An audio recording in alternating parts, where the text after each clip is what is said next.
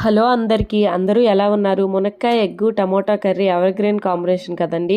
మా అబ్బాయికి ఎగ్ అంటే చాలా పిచ్చి. ఎంత పిచ్చి అంటే ఒక బాయిల్డ్ ఎగ్తో ఉత్తన్నం పెట్టినా తినేస్తాడు. అందుకని వాడికి ఇష్టమని ఎగ్స్ వండుదాం అనుకుంటే నాకు ఫ్రిడ్జ్లో మునక్కాయ కూడా కనిపించింది. ఈ రెండు కాంబినేషన్ బాగుంటుంది కదా అని వండేస్తున్నాను.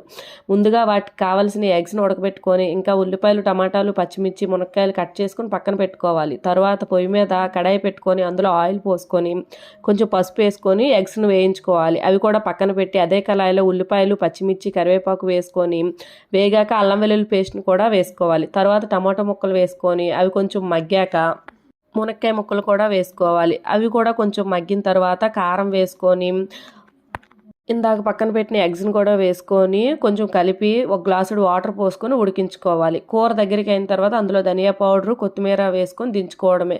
కూర అయితే చాలా టేస్టీగా వచ్చిందండి. ఇంకా మీరు కూడా ట్రై చేసేయండి. ఇంకా సబ్స్క్రైబ్ చేసుకోండి ప్లీజ్.